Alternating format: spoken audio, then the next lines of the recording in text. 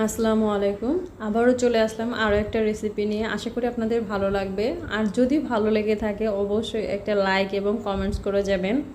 আর share করলে আরও অনেক ভালো, আমার জন্য অনেক উপকার হবে। তো আশা করি ভালো লাগবে। আর খুবই সহজ একটা রেসিপি, আমড়ার আচার। আমরা সকলেই বানাতে জানি যে মানে আমড়ার আচার কীভাবে বানাতে হয়। তারপরেও শেয়ার করলাম যে আমি কিভাবে বানাই সেটা আপনাদের সাথে শেয়ার করি। তো এখানে 2 কেজি আমড়া আছে। তো আমি সবগুলো নিয়ে নিই, কিছুটা আমি রেখে দিয়েছি, যে ওটা হচ্ছে মানে মানে কাঁচাটাই ভর্তা করে খাবো। আর এগুলো হচ্ছে ভালো করে খোসা ছাড়িয়ে নিয়েছি। উপরে খোসাটা ফেলে দিয়ে তারপরে হচ্ছে আমি একদম ঠান্ডা পানিতে হচ্ছে, মানে ফ্রিজে না, নর্মাল যে ঠান্ডা সেই পানিতে হচ্ছে ভিজিয়ে রেখে দিয়েছি। আর এটা আমি হচ্ছে 30 মিনিটের মতো ভিজিয়ে রাখবো। আর এই ভিজিয়ে রাখার ফলে কিন্তু হচ্ছে ভেতরে যে কষটা, আমরার ভেতরের কষটা কিন্তু বের হয়ে যাবে। তো আচারটাও ভালো হবে। তো এখন আমি হচ্ছে তুলে নিচ্ছি 30 মিনিট পরে। তো তারপরে আমি এই যে একদম সুন্দর পরিষ্কার শুকনো কাপড় দিয়ে মুছে নিয়েছি। আর আমড়াটা সবসময় ভালোভাবে মুছে নেওয়ার চেষ্টা করবেন, তাহলে আচারটা ভালো থাকবে। তো এটা ফ্যানের নিচে দিয়েও কিন্তু অনেকটা শুকিয়ে নিতে পারেন। তো আমি এখন এর মধ্যে হচ্ছে একটা ছুরি দিয়ে এরকমভাবে চাক মানে ভেতর পর্যন্ত হচ্ছে কেটে দিব।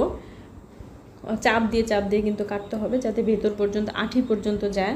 তাহলে যখন আমি হচ্ছে আচারটা তৈরি করব, তো ওর আচারের যে শিরা বা আচারের মশলাগুলো সেগুলো কিন্তু ভেতর পর্যন্ত ঢুকে যাবে, তাহলে খেতে ভালো লাগবে। তো এখন আমি হচ্ছে সবগুলো এরকমভাবে কেটে নিয়েছি। আর হচ্ছে এখন দিয়ে দিচ্ছি হচ্ছে হলুদ গুঁড়ো, মরিচ গুঁড়ো আর হচ্ছে লবণ দিয়ে তারপরে এগুলো হচ্ছে ভালোভাবে মাখিয়ে নিচ্ছি।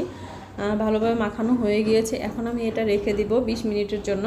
তো আপনারা চাইলে এর চেয়ে কম সময় করে নিতে পারেন। তারপরে হচ্ছে আমি হচ্ছে পাশে মশলাটা তৈরি করে নেব। আর মাখিয়ে রেখে দিলে কিন্তু ওইটা হচ্ছে মশলাগুলো ভেতর পর্যন্ত যায়, লবণ মরিচটা, তাহলে হচ্ছে আমরা আচারটা খেতেও ভালো লাগে।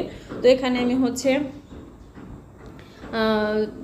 মৌরি নিয়েছি, তারপরে আস্ত জিরা নিয়েছি, তারপরে হচ্ছে আস্ত ধনিয়া নিয়েছি, তারপরে হচ্ছে রাঁধুনি নিয়েছি আর শুকনো মরিচ।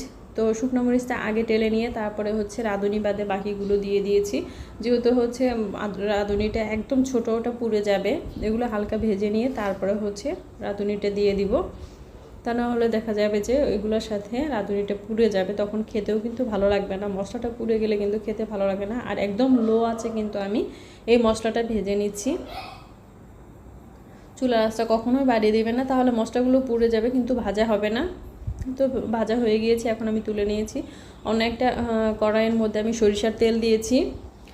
সরিষার তেলটা গরম হয়েছে, গরম হলে তারপরে আমি যে মাখিয়ে রেখেছিলাম আমড়াগুলো, সেগুলো এখন আমি দিয়ে দিব। আর এই পর্যায়ে চুলার আঁচটা হচ্ছে একদম কমিয়ে রেখে তারপরে হচ্ছে আমড়াগুলো দিয়ে দিবেন, তা না হলে তেলটা ছিটে এসে দেখা যাবে যে গায়ে লেগে যাবে। তো আমড়াগুলো দিয়ে এখন আমি হচ্ছে নেড়ে চেড়ে দিচ্ছি। এই আমড়াগুলো দিয়ে কিছুক্ষণ কষিয়ে নিতে হবে। আমি ঢাকনা দিয়ে ঢেকে দিচ্ছি। আর এই যে মশলাটা আমি কিন্তু হচ্ছে একদম গুঁড়ো করিনি, একদম মিহিভাবে গুঁড়ো করিনি, এখানে দানা দানা ভাব আছে, তাহলেই হচ্ছে কিন্তু আচারটা খেতে ভালো লাগে। যখন এই মশলাটা দাঁতের নিচে পড়ে তখন দেখা যায় যে খেতে কিন্তু খুব ভালো লাগে। তো আচারটা ঢাকনাটা তুলে আবারও নেড়ে চেড়ে দিচ্ছি।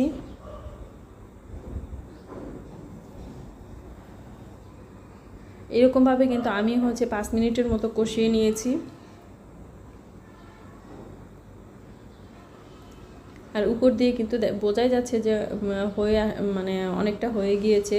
তো এখন আমি এর মধ্যে হচ্ছে চিনি দিয়ে দিচ্ছি। চিনির পরিমাণটা আমি যার জন্য বানাচ্ছি সে একটু বেশি খায় বিদায়, মিষ্টিটা বেশি খায় বিদায় আমি চিনি কিন্তু একটু বেশি দিয়েছি, 1.5 কাপের মতো চিনি দিয়েছি। তো আপনারা চাইলে এর চেয়ে কম বা বেশিও দিতে পারেন, কারণ আবার অনেক ক্ষেত্রে দেখা যায় অনেক আমরা কিন্তু বেশি টক, আবার কিছু আমরা আছে কম টক। তো সে উপরে নির্ভর করে হচ্ছে যে আসলে চিনিটা কিভাবে দিবেন বা কেমন দিবেন। তো এখানে আমি হচ্ছে সিরকা দিয়েছি, সাদা সিরকা বা হোয়াইট ভিনেগার। তো এটা দিলে কিন্তু আচারটা নিশ্চিন্তে অনেক দিন পর্যন্ত ভালো থাকে। আর হচ্ছে টেনশন করতে হয় না যে আমড়াটা নষ্ট হবে কি না, বাইরে রেখে মাশাআল্লাহ অনেক দিন পর্যন্ত খাওয়া যায়। আর দেখুন চিনি দেওয়ার পরে কতটা পানি ছেড়ে দিয়েছে। আর এর মধ্যেই কিন্তু আমি হচ্ছে কষিয়ে নেব, আচারটা বানিয়ে নিব। এর মধ্যে এক্সট্রা কিন্তু কোনো পানি দেইনি, তো এর মধ্যেই হয়ে যাবে ইনশাল্লাহ। তো দেখুন অনেকটাই কিন্তু হয়ে আসছে, দেখেই বোঝা যাচ্ছে যে ভেতর পর্যন্ত কিন্তু হয়ে গিয়েছে আমড়াগুলা। আর এখানে যে আমি মশলাটা করে রেখেছিলাম সেটা কিন্তু হচ্ছে দিয়ে দিব, পরিমাণ মতো দিয়ে দিব, যা সবটুকু লাগলে সবটুকু দিব। এটা টেস্টের উপরে নির্ভর করে আপনি হচ্ছে কতটুকু দিবেন। এখন নেড়ে চেড়ে দিচ্ছি।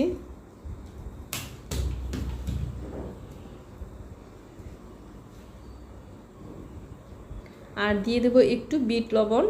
তা আমি কিন্তু আর কোনো লবণ দেইনি, লবণটা কিন্তু প্রথমেই যে মাখিয়ে রেখেছিলাম তখনই দিয়েছি, তারপরে কিন্তু আর কোনো লবণ দেইনি। এখানে একটু জাস্ট বিট লবণটা দিয়ে দিচ্ছি। এটা চাইলে কেউ দিতে পারেন, না চাইলে নাও দিতে পারেন, অপশনাল। তো আবারও নেড়ে চেড়ে কিছুক্ষণ রান্না করে নিচ্ছি। আর মাশাআল্লাহ হয়েই গিয়েছে, দেখেই বুঝতে পারতেছেন। এটা আর হচ্ছে চাপ দিয়ে দেখার কিন্তু কিছু নেই, তাকিয়ে দেখলেই বোঝা যাচ্ছে যে এটা হয়ে গিয়েছে। তো কিছুক্ষণ নেড়ে চেড়ে রান্না করে তারপরে আমি হচ্ছে নামিয়ে নিব।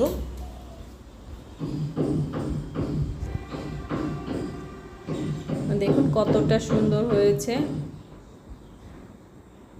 একদম ভেতর পর্যন্ত রসটাও চলে গিয়েছে। তো এটা আর হচ্ছে রান্না করার প্রয়োজন নেই, এখন হচ্ছে আমি এটা নামিয়ে নিব।